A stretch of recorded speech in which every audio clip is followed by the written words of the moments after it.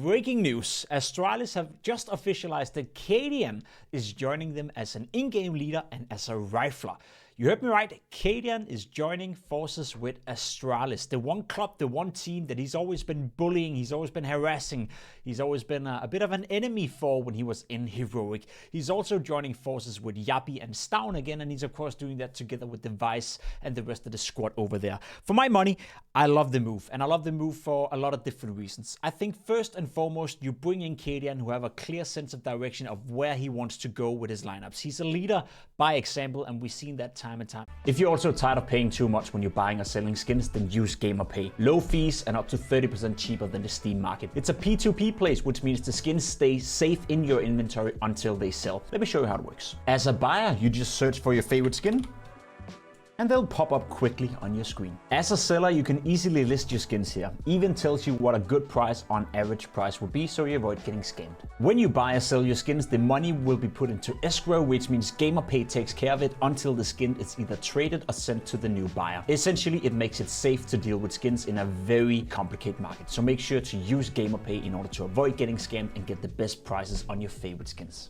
It also means that Device will be freed from the in-game leading duties, which I said from the very get-go that probably wasn't a great idea.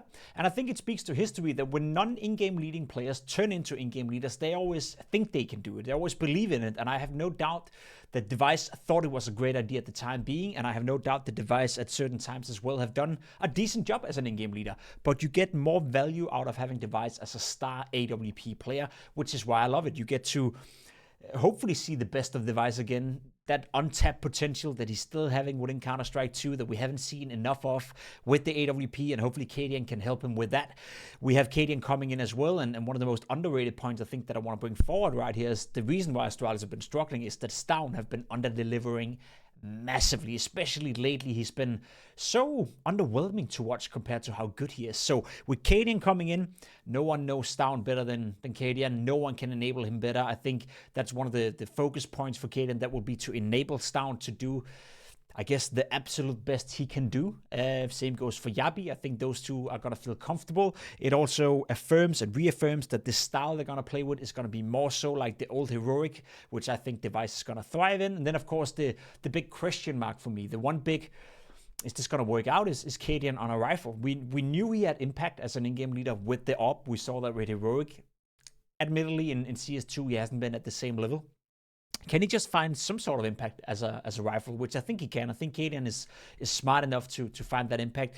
It opens up for the possibility of having a double AWP setup in certain scenarios as well. So I don't dislike the move at all. You know, I think there's a lot of positives angles to this one.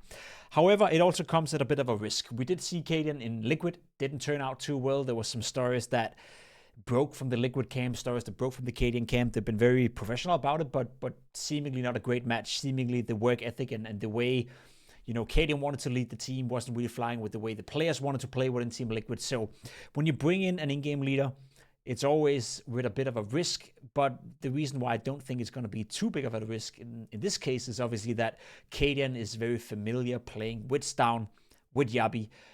Device should be familiar with the game of cadiaN as well, and Astralis as an organization, well, they used to hate him. You know, he's been a bully of theirs. He's been annoying for them for a long time, especially when he was in Heroic, when admittedly Heroic were by far the best Danish team and Astralis were always playing catch up. They should be familiar with cadiaN's game. So for my money, it's not as big of a risk as some people may suggest it could be from the outside. If anything, I have an easier time finding the positives. As I said, you're enabling Device again with the AWP. Stown hopefully will regain some form, regain some motivation, feel slightly more comfortable in the setting that it is playing for Astralis. Yabi as well should be performing at a high level. So I think there's a lot of positives to drag away from this transfer. Again, cadiaN on a rifle, is he going to have enough impact? Maybe not, but is it needed? I think firepower-wise, for Astralis, this should be enough, especially if Device is coming back alive. So I'm not even worried if cadiaN is going to be one of those in-game leaders. Like, I wouldn't call him a cadiaN-esque of in-game leader, but more like an Apex. You know, you're posting a 0.9, 0.95. You know, in good games, good tournaments, you have a 100 rating. If he can play at that level, I think he's smart enough to find his impact in the game, and I think he's definitely have the capabilities of leading Astralis into a more positive future. Now, I've been in this situation before, and I think the Astralis fans have been in this situation before, where they get a little bit excited, they get a little bit ahead of themselves. It looks good on paper. I agree, it does look good on paper. I think it's a massive opportunity for cadiaN as well to get back into the groove and maybe get a career within CS2 that he haven't had yet. But I've also been left disappointed before. So for my money, I'm excited. Looks great on paper. Is it going to work out? I thought it was going to work out with the old lineup. I think this is going to work out as well. When I say work out, what is a realistic expectation?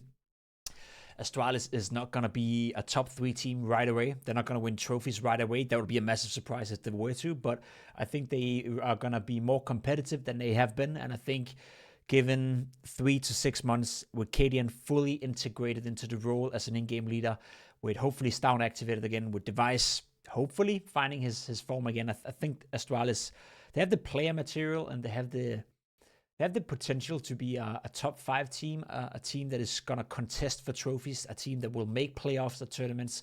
And once you make playoffs at tournaments, you're not too far off a trophy. You're not too far off going into a semi-final or grand final. And I think that should be a realistic expectation for Astralis down the line. For now, though, curious to see how quickly they can get up and running. A lot of potential, a few question marks, but overall, very satisfied. I would rate this move 8 out of 10 for Astralis and 10 out of 10 for cadiaN. I don't think he could have joined a better team. I was afraid and worried that cadiaN would have to go all the way down to tier 2 Counter-Strike to basically re-establish himself. This is a massive opportunity, so you absolutely better make the most out of it.